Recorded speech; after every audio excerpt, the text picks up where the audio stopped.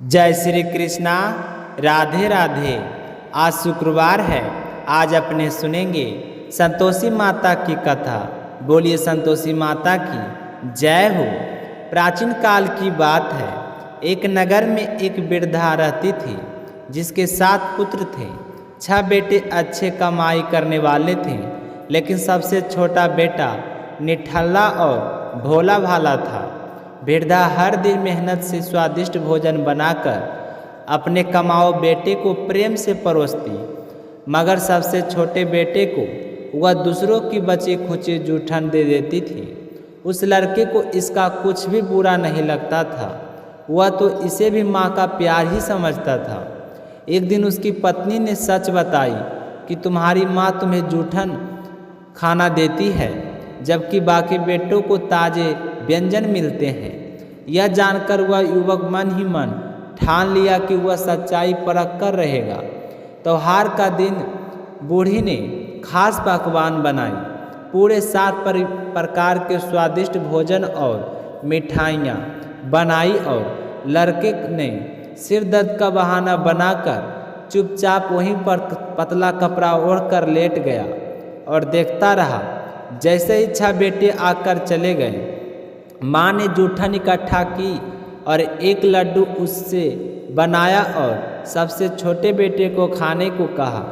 अब उसका भ्रम टूट चुका था।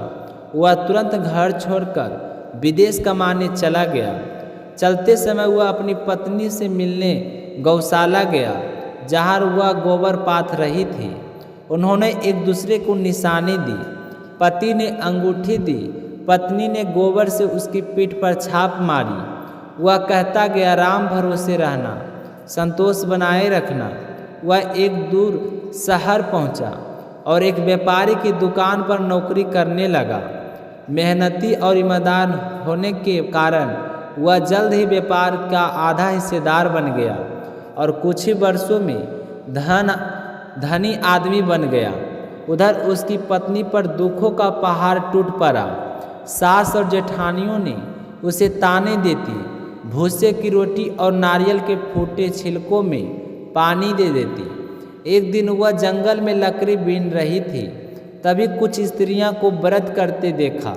उसने पूछा, यह किसका व्रत है? तो एक महिला ने बताया, यह संतोषी माता का व्रत है। यह व्रत करने से मनोकामनाएं पूर्ण होती है। पति, स्नेह, धन संपत्ति, संतान और मानसिक शांति सब प्राप्त होती है। वह महिला व्रत की विधि समझाकर चली गई। युवती ने रास्ते में लकड़ी बेचकर गुड़ चना खरीदा और एक मंदिर जाकर प्रार्थना से माता से की, हे माँ, मुझे सिर्फ मेरा सौभाग्य लौटा दो। माता प्रसन्न हुई। अगले शुक्रवार को उसके पति का पत्र आया, फिर धन भी भेजा। सास जेठानियों चिढ़ गई। युवती माता के चरणों में रो पड़ी, मैंने धन नहीं मांगा माँ, सिर्फ अपने पति की सेवा का अवसर चाहा। फिर माता ने रात को उसके पति को सपने में दर्शन दिए और कहा, सुबह नहा धोकर मेरी पूजा कर, फिर दुकान पर जा, सारा हिसाब साफ हो जाएगा। युवक ने वैसा ही किया। देखते ही देखते सारा व्यापार दुगना हो गया। वह गहने कपड़े लेकर पत्नी को लेने घर लौट चला। इधर पत्नी ने माता से पूछा, वह धूल कैसे उड़ी? माता ने कहा, तेरा पति आ रहा है। उसने माता की बताई उक्ति से लकड़ियों के गट्टर को 3 जगह रखा और पति के आने पर वही संवाद बोला, सासू जी, लकड़ियाँ लीजिए, भूसे की रोटी दीजिए, नारियल की खोपड़ी में पानी दीजिए, आज कौन आया है? पति ने आवाज़ सुनी और पत्नी को पहचान गया। सास की सच्चाई सामने आई। वह अलग मकान लेकर पत्नी संग रहने लगा। अगले शुक्रवार बहू ने व्रत का उद्यापन करने की बात कही। जेठानियों ने अपने बच्चे को खटाई मांगने के लिए उकसाया। बच्चे खटाई मांगने लगे। बहू ने पैसे देकर उन्हें खटाई दिला दी। माता का यह उल्लंघन पर लगा। पति का राजा के दूत उठा ले गए। बहू रोती हुई माता के मंदिर गई, क्षमा मांगी। माता ने फिर कृपा की। अगला उद्यापन बिना खटाई के हुआ। ब्राह्मणों को बुलाया गया, अच्छे से भोजन कराया गया। माता अत्यंत प्रसन्न हुई। कुछ महीने बाद बहू ने एक सुंदर पुत्र को जन्म दिया। रोज मंदिर जाती। माता ने सोचा अब मैं इसकी भक्ति का फल देखने चलूं। एक विचित्र रूप में हुआ घर पहुंची। सास ने उसे भगा देना चाहा, लेकिन बहू पहचान गई, यह मेरी माँ है। माता के रूप में देखकर सब समझ गए और काफ़ी माफ़ी मांगी। तब से संतोषी माता की पूजा विधि पूर्वक शुरू हुई।